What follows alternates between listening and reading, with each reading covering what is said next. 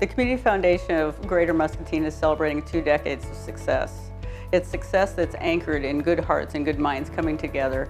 What we had is folks that said, we've lived in our community, we've raised our families in community, and we want to give back, we want to show gratitude, and so that we can be future thinking for those that come after us. And they did a really interesting thing.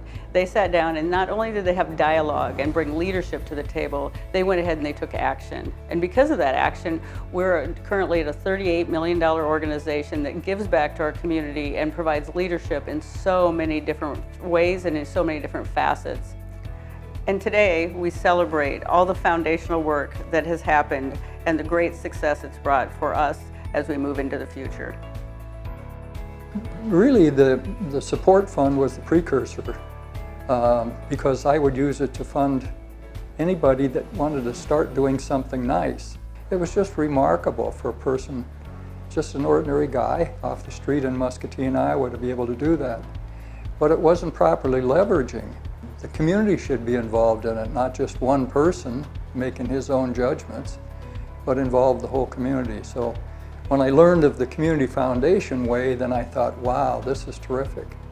Well, the original goals were to do the same thing basically as my support fund did, but do it on a full community-wide basis where the contributors were from every stripe of life. In 1997, Jim Nepple had a large donor. Somebody wanted to give a bunch of money, but he wanted to give it to something like a community foundation. He didn't want to decide where the money went, but he had no vehicle for it. I had been working with some clients in the Quad Cities and their community foundation. That led to a series of meetings where in late 1999 we formed a community foundation nonprofit corporation and had our first board of directors, which generally were pastors and ministers from the community. And from there, Elaine Terrell at the time was in an office next to our offices, and Elaine agreed to help out and be the first executive director. And then it started to grow, and we were really happy to raise $600,000 in 2003. When I came to the foundation, I think there were like 12 or maybe 15 funds. It was largely confined to a desk in the office of Jim Nepple. My assignment was to give it some structure, get it accredited by the National Council of Foundations, and then to find out what we were doing and what we had done up to that point. The board and Elaine had been very good in establishing a level of professionalism here.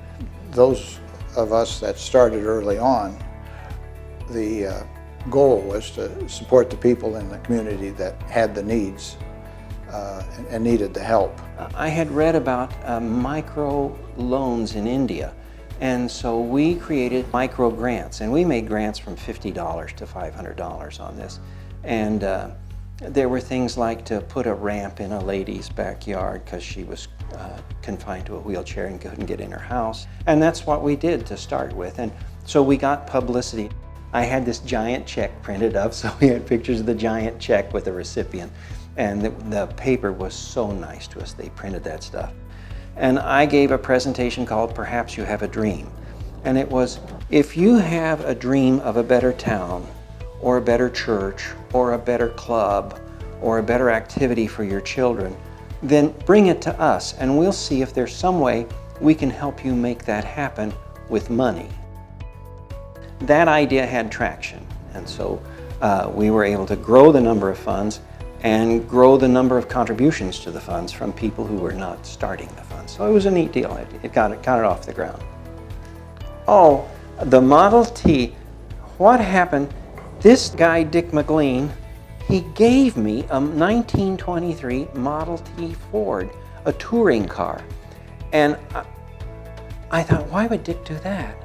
And that was because I could take elderly people for rides in the Model T to the Dairy Queen and talk to them about the Community Foundation as I had them captured in the car at 35 miles an hour. And I gave a lot of pitches about it. I don't know how much money we brought in or how many funds, but at least we talked to the right people. When I came, what we were really at was we needed to build trust and credibility first. And it was a difficult time for us. 2007, there was a tornado. 2008, there was widespread flooding. After that was a recession. It was a difficult time. So we opened a fund without any money, but let people know. And the donations started pouring in, large and small. It wasn't long after that that we decided we needed to do something, and we needed to build an unrestricted endowment.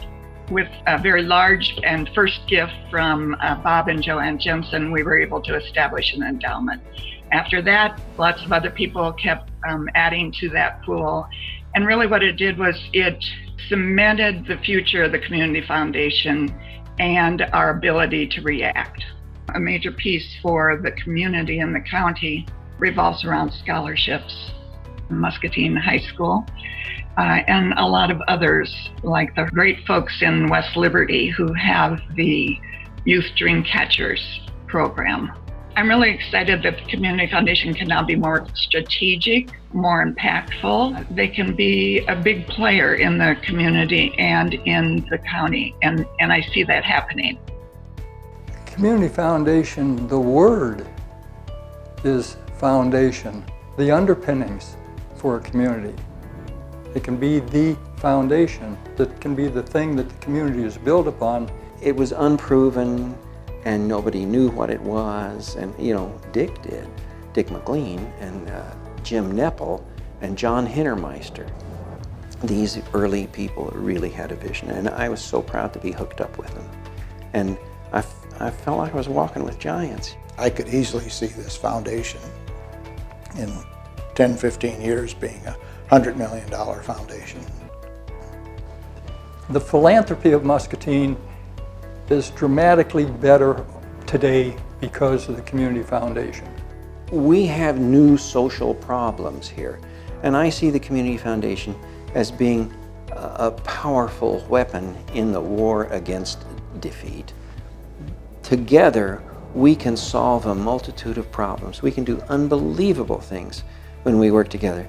I'm really proud of this Community Foundation. This is way beyond our expectations of the early board, and I can't say enough for the executive directors, all of them, and for the boards that have consistently worked really hard to make this be what it is today.